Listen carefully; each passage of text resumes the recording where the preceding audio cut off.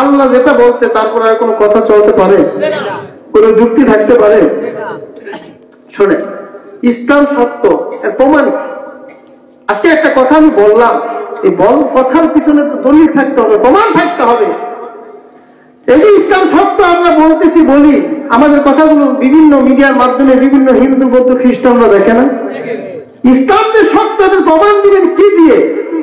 আমার ভাইরা, আমি তো সাধারণ একজন মূর্খ মানুষ, আমার চেয়ে অনেক জ্ঞানী গুণী পণ্ডিত ইসলামের আদর্শ দেখে ইসলাম ধর্ম গ্রহণ করছে, ইসলামের আকীদা বিশ্বাসের উপরে ঈমান এনে মুসলমান হয়েছে, এমন আছে না নাই? শুধু সাধারণ মানুষ নয়, আমাদের পাশের দেশ ভারত, ভারতে একজন মানুষ ছিল যার অনুসারী ছিল 70,000 হিন্দুরা তাকে ভগবান মনে করত, তাকে ধর্মীয় নেতা মনে করত। তার নাম ছিল শিব শক্তি মহারাজ। নাম কি ছিল? শিব শক্তি মহারাজের 70,000 ভক্ত ছিল, 70,000 মানুষ।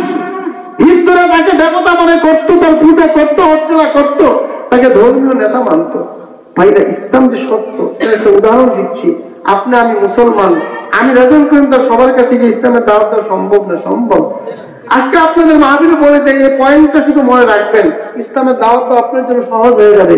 আজকে আপনার দাওয়াত পেয়ে একটা কাফের, একটা বেঈমান যদি ইসলাম পায়, ইসলাম আমার ধর্ম, এটা যে সত্য ধর্ম, কোন সন্দেহ আছে?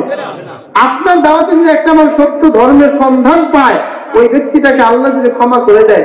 আর ইসলাম তো এমন এক জিনিস, কালেমা তো এমন এক দামি সম্পদ। আমি রেজাল্ট করি তো 21 বছর শিরক করার পর আল্লাহ ক্ষমা করছে। আপনারা শুনলে খুশি হবে, আমার আপন জন্মদাতা পিতা 62 বছর তিনিও আল্লাহর সঙ্গে শিরক করছে, কিন্তু ইউটিউব থেকে হঠাৎ করে একদিন যখন আমার বয়ান শুনছে, আমার বয়ান শোনার পরে আমি কেন মুসলমান হইলাম এই ঘটনা যখন বলছি, তিনি বয়ান শোনার পরে তার দিলের মধ্যে একটা ধাক্কা লাগছে, এই বাবা আমার হাতে হাত রেখে কালেমা পড়িরা মুসলমান হয়ে গেছে। অথচ তিনি আমি মুসলমান হওয়ার পরে ঘোষণা করছে আমাকে যেখানে পাবে সেখানে হত্যা করে ফেলবে, কিন্তু এই মানুষটা দিলের পরিবর্তন ঘটাইছেন কে? 62 বছর যে মানুষটা আল্লাহর সঙ্গে শিরক করেছে, একটা কালেমার বরকতে তার 62 বছরের জিন্দেগির গুনাহ ক্ষমা করে দিয়েছেন কে? আমার ভাইরা, যেদিন কালেমা পড়ছে ওই দিন ভাগ্য বলো না, যে আমার একটা মাহফিল ছিল, যাইতে চায় না। তারপরে বুঝাই শুনে আমার যারা বন্ধু বান্ধব ওলামায়ে কেরাম ছিল নিয়ে গেছে, নিয়ে আমার হাতে হাত রেখে যখন কালেমা পড়াইছে, ওই কালেমা পড়ার আগের চেহারা আর মুসলমান হওয়ার পরের চেহারার মধ্যে কোনো মিল নেই। বলেন না সুবহানাল্লাহ। অর্থাৎ ইমানের একটা নূর, কালেমার একটা নূর, নামাজের একটা নূর আছে না? এই ইমানের বদৌলতে, ইমানের নূরের কারণে চেহারা নূরান্বিত হয়ে গেছে। আমার ভাইরা, বলতেছিলাম শিব শক্তি মহারাজ 70,000 হিন্দুদের দেবতা ছিল। এই শিব শক্তি মহারাজ যখন দেখলেন ইসলাম সত্য, তখন কি করবেন? তিনি ইসলাম ধর্ম সহ বিভিন্ন ধর্ম নিয়ে গবেষণা করছেন। গবেষণা করতে গিয়ে দেখে সব ধর্মের মধ্যে কোথাও না কোথাও কোনো না কোনো ভুল পাওয়া যায়, কিন্তু যখন ইসলাম নিয়ে গবেষণা করছে, কোরআন নিয়ে গবেষণা করছেন, কোন লেখক যদি কোনো বই লেখে, দেখবেন অনেক সময় বইয়ের শেষের পৃষ্ঠায় লিখে দেয় আমার এই বইয়ে, আমার এই কলামে যদি কোনো ভুল থাকে জানাই দিবেন, পরবর্তীতে সংশোধন করে দেব। আছে না নাই? শিক্ষিত মানুষ আছে, দেখবেন শেষের পৃষ্ঠায় অনেক সময় লিখে দেয় লেখকরা, যারা কিভাবে যদি কোনো ভুল ধরা পড়ে আপনাদের চোখে জানাবেন, পরবর্তীতে সংশোধন করে দেব। আমার ভাইরা, আমার বন্ধুরা, এই শিব শক্তি মহারাজ তিনি 12টা ডিগ্রির উপর ডক্টরেট করছে। তিনি আরবি, বাংলা, উর্দু, ফার্সি সহ গ্রিক ভাষা সহ বিভিন্ন ভাষায় তিনি পাণ্ডিত্য অর্জন করছে। শুধু ভাষা শিক্ষা করছে এমন না, ভাষার উপরে তিনি পাণ্ডিত্য অর্জন করছে। এই পাণ্ডিত্য অর্জন করার পর সমস্ত ধর্ম নিয়ে গবেষণা করে দেখছে, সব ধর্মের মধ্যে ভুল পাওয়া যায়। কিন্তু তখন তিনি শুনলেন ইসলামের যে ধর্ম, মুসলমানের যে ধর্ম, মুসলমানদের যে কিতাব, মুসলমানরা বলে এই কিতাবে নাকি ভুল নাই। তিনি মুসলমানের কিতাবের ভুল বের করার জন্য, কিসের জন্য? মুসলমানের কিতাবের ভুল বের করার জন্য কোরআন হাতে নিচ্ছে। কোরআন নিয়ে যখন কোরআন রিসার্চ করা শুরু করছে, কোরআন খুলে দেখে শুরুতে, এই কোরআনের শুরুতে লেখা আছে আলিফ লাম মিম যালিকাল কিতাবু লা রাইবা ফীহি হুদাল লিল মুত্তাকিন। সুবহানাল্লাহ। শিব শক্তি মহারাজ কোরআন খুলে দেখে কোরআনের শুরুতে আল্লাহ পাক বলতেছেন আলিফ লাম মিম যালিকাল কিতাবু লা রাইবা ফীহি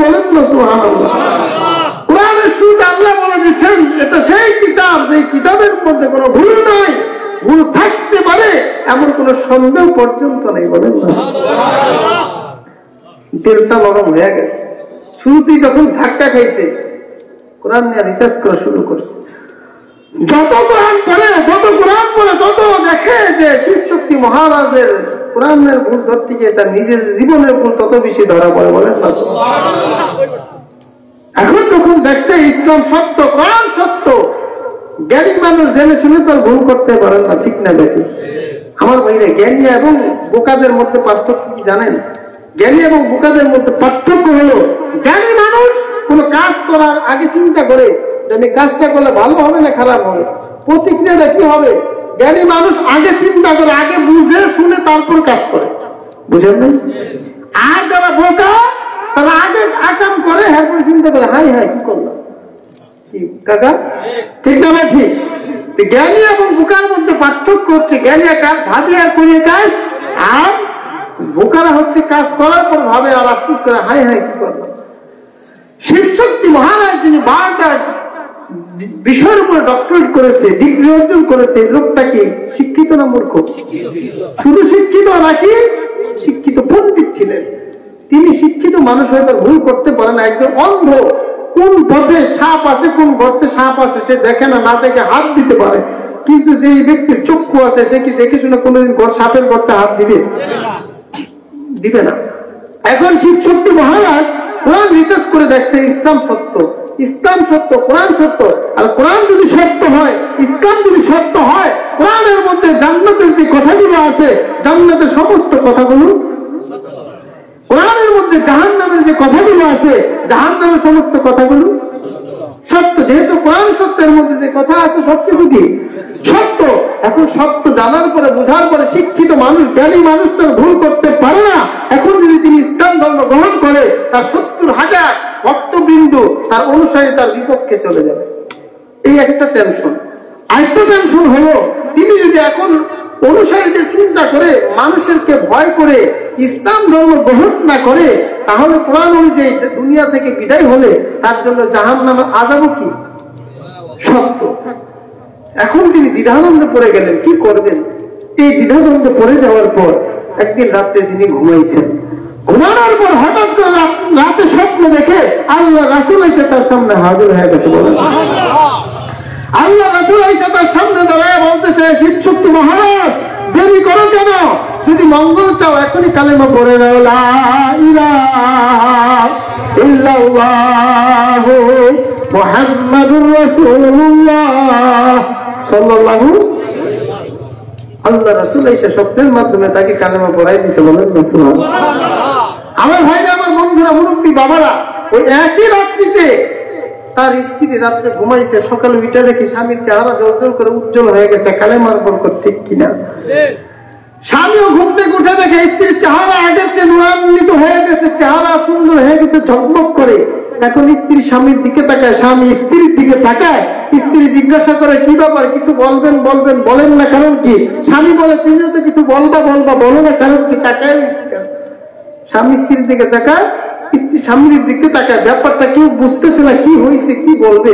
হঠাৎ করে স্বামী সাহস করে বলতেছে, দিদি গো, তুমি রাগ হও আর বেজার হও, আজকে তোমার কাছে একটা সত্য প্রকাশ করতে চাই।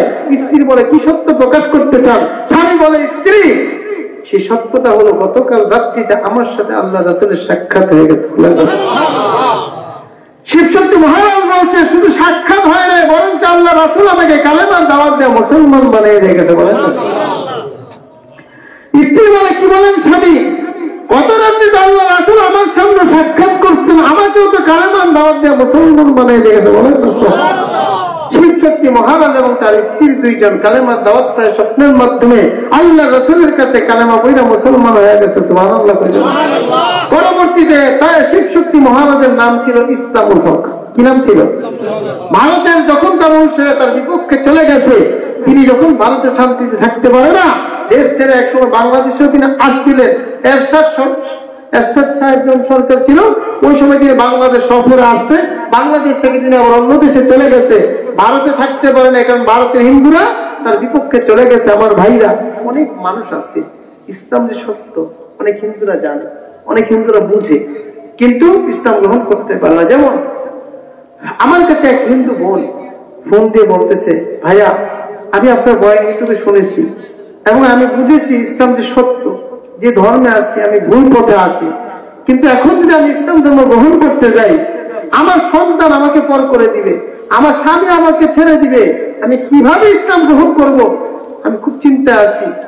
আমি মনে চাই ইসলাম ধর্ম গ্রহণ করি, কিন্তু পারিবারিক সমস্যার কারণে ইসলাম ধর্ম গ্রহণ করতে পারি না। এই কথা বলে ওই মহিলাটা কেঁদে দিছে। তখন আমি বললাম, মহিলা তুমি দোয়া করো আল্লাহ যেন তোমার পরিবার সহ ইসলাম গ্রহণ করার তৌফিক দান করে, কারণ তখন তোমার এত কষ্ট থাকবে না।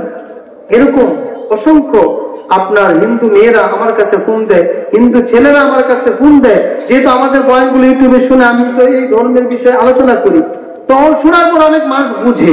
তা আমি প্রায় সময় একটা ঘটনা বলি, যে ঘটনাটা শুনে আমার বাবা ইসলাম ধর্ম গ্রহণ করেছে। আমি কি বলবো? আপনারা কি শুনবেন? বিরক্ত হবেন না তো বাবা? না যুবকদের কথা বাদ, মুরব্বী বাবারা, তারা অনেকের হাই প্রেশার, কার লো প্রেশার, কার হার্টের সমস্যা, কার ডায়াবেটিস, বাবারা আপনারা বলেন বলবো? দেখ আলহামদুলিল্লাহ আমার কাকার হাইটা আল্লাহ বলতে দেওয়া হতো না। আমি তো কইতেছেন না আপনারা মুরব্বী বাজান, তিনি কইতেছে প্রেশার থাকতো না। আসলে কথা এমন একটা জিনিস, একটা কথার কারণে একটা মানুষের অনেক সময় দেখা যায় একটা মানুষ জীবন চলে যায়, আছে না নাই? মানে একটা কথা কইছে, এমন এক কথা কই এমন এক প্যাঁচ লাগাইছে, মারামারি ফারামারিতে অনেক একজন আসলে হত্যা করে ফেলে। আবার কথা এমন একটা জিনিস, একজন আসলে হত্যা করবে, কিন্তু যদি বলে ভাই ভুল করছি মাফ করে দেও, একটা কথা রুচি নাই, ওই মানুষটাকে আল্লাহ ক্ষমা করতে পারে কি পারে না? অন্যায় যে মারতে চাইছিল মায়া লাগলে মাফ করে দিতে পারে। এই জন্য কথার মধ্যে একটা জাদু আছে। ওই যে শুরুতে বলছিলাম দোয়া এমন এক জিনিস, চাওয়া লাগে না, দোয়ার কাজ করলে অটোমেটিক চলে আসছে, ঠিক না বেঠিক? আমার মুরব্বী বাবার শুরু থেকে তার থেকে যে আমি একটা উৎসাহ পাইতেছি, আমার অন্তর থেকে বাজানোর জন্য দোয়া আসতেছে। গত কয়েকদিন আগে দিনাজপুরে বয়ান করতেছি, আপনার যে শীত বল ওই দিকের হিসাবে শীত অনেক কম, রাত যখন অনেক হইতেছে, শীত বৃষ্টির মতো আসতেছে, চিন্তা করলাম মানুষের কষ্ট হবে, মোনাজাত দিয়ে দিই। আমি মোনাজাতের দিকে যাইতে চাই, মুরব্বীরা কয় বাবা আটটু কর, আটটু কর। আমি কই না মোনাজাত দিয়ে আরেকদিন কমো না, আটটু কর। যে মোনাজাত দিতাম 11:30টায়, মোনাজাত দিচ্ছি 12:30টায়। কিন্তু মুরব্বী বাবাদের কথার কারণে, তাদের আবেগের কারণে যখন মুরব্বীরা এভাবে বলে আমাদের কলিজা অনেক বড় হয়ে যায়। বুঝেন না এই কথা? আপনাদের কাছে যখন আমরা উৎসাহ পাই তখন আমাদের অনেক ভালো লাগে। আমার বাবারা, আপনারা কেউ আমার উপর বিরক্ত হেন না, রাগ হেন না, কারণ আমি রাজন কিন্তু আপনাদেরকে দেখি ইসলাম গ্রহণ করছি, ঠিক কিনা? হয়তো আগামীতে মাহফিল হবে, ওলামা কেরাম আসবে, আমি যে আসবো হায়াতে বাঁচবো আমার কোনো গ্যারান্টি আছে? আমার ভাইরা, আমার বন্ধুরা, মুরব্বী বাবার, আজকে মুসলমান কোরআনের কথা মজা লাগে না, ভালো লাগে না, এর পিছনে একটা কারণ আছে। বলবো কারণটা কি? কারণ হচ্ছে আল্লাহ নবী বলেন, আশ-শাইতানু জাসিমুন কলবি ইবনি বানি আদম ইযা যাকারাল্লাহ খালাসা ওয়া ইযা গাফালা ওয়াসওয়াসা। আল্লাহ নবী বলেন, বনি আদমের অন্তরের মধ্যে শয়তান খুব শক্ত করে বসে থাকে। যখন আল্লাহর বান্দা আল্লাহর জিকির শুরু করে দেয়, তখন তার অন্তরে শয়তান থাকতে পারে না, পলায় যায়। বলেন না সুবহানাল্লাহ। আজকে দেখবেন কিছু মানুষ আছে নামে মুসলমান, কিন্তু নারে তাকবীর শুনতে পারে না, আছে না নাই? নারে তাকবীর অর্থটা কি? যখন আমরা বলি নারে তাকবীর, আপনারা বলেন আল্লাহু আকবার। আল্লাহু আকবার অর্থ কি? আল্লাহ সবচেয়ে বড়, আল্লাহ সবচেয়ে বড়, আল্লাহ মহান। এই শব্দটা যে সহ্য করতে পারে না, ওর দাড়ি থাকতে পারে, টুপি থাকতে পারে, ওর নামে মুসলমান হইতে পারে, কিন্তু তার ইমানের মধ্যে ভাইরাস ঢুকে গেছে, ইমানের মধ্যে ভেজাল। দাড়ি টুপি থাকলে কি? দাড়ি টুপি তো এই পাঞ্জাবি তো রবীন্দ্রনাথ ঠাকুরে পড়ছে, হেললে কি তার ইমান আছে? যার কাছে সামনে নারায় তাকবীর মজা লাগবে না, বুঝতে হবে তার ভিতরে যদিও দাড়ি টুপি থাকতে পারে, কিন্তু দাড়ি টুপি থাকলেও নামে মুসলমান হইলো, কামে মুনাফিক, ঠিক না? আমার ভাই, আমার বন্ধুরা, মুরব্বী বাবারা, আজকে তো আমরা স্বাধীন ভূখণ্ড পাইছি, মুসলিম কান্ট্রি পাইছি, কিন্তু বাংলাদেশের ইতিহাস যদি আমরা পড়তে যাই, দেখতে যাই, পিছনের দিকে তাকাইলে দেখা যায় ওই সিলেটের জমিনে রাজা গৌর গোবিন্দের সময় মুসলমানরা নিজের ধর্মীয় স্বাধীনতা ছিল না। বুরহানুদ্দিন রহমতুল্লাহ আলাইহি তার সন্তান হইছে, আকিকা করা কি? আকিকা করা কি? সবাই মনে হয় জানে না, শিক্ষা ব্যবস্থা। আকিকা করা কি? বুরহানুদ্দিন রহমতুল্লাহ আলাইহি একটা সন্তান হয়েছে, মুসলিম হিসাবে তিনি সন্তানের নামে আকিকা করছে, একটা গরু জবাই দিছে। আমার ভাইরা, আমার বন্ধুরা, মুরব্বী বাবারা, পুষ্ট কাকগুলোর টুকরোটা নিয়ে রাজা গৌর গোবিন্দর গেটের মধ্যে যখন ফালাইছে, রাজা গৌর গোবিন্দর মাথা গরম হয়ে গেছে। প্রত্যেকে গোষ্ঠীর টুকরা আসলো, খবর নিয়ে দেখে বুরহানুদ্দিনের সন্তান হয়েছে। আকিকার গোষ্ঠীর টুকরা কাকাই না তার ফটকে ফালাইছে। কাউয়া যদি দিয়ে কোনো গোষ্ঠীর টুকরা ফালায়, এটা কি কোনো ব্যক্তির দোষ? ব্যক্তির তো দোষ না, কিন্তু ব্যক্তির অপরাধ। তিনি কেন গরু কুরবানি দিলেন, এটাই তার অপরাধ। এই জন্য বাবার সামনে সন্তানকে জবাই করে দুনিয়া থেকে বিদায় পেয়েছে। আমার ভাইরা, আমার বন্ধুরা, একজন বাবার সামনে যদি নিজের শিশু বাচ্চাকে জবাই করে দুনিয়া থেকে বিদায় করে দেয়, এর চেয়ে বড় হৃদয় বিদারক আর কিছু হইতে পারে? রহমতুল্লাহ আলাইহি যখন বাংলার জমিনে বিচার না পাইয়া শাহজালাল শাহপরান রহমতুল্লাহর দরবারে গেছেন, এই ঘটনা বর্ণনা শোনার পর শাহজালাল শাহপরান আইসা বাংলার জমিনে সিলেটে আইসা যখন নারায়ণ তত্ত্বের স্লোগান দিতে, ওই নারায়ণ তত্ত্বের ধ্বনিতে রাজা গৌর গোবিন্দের তত্ত্বটা মসনদ ভবিষ্যতে হয়েছে, ঠিক না?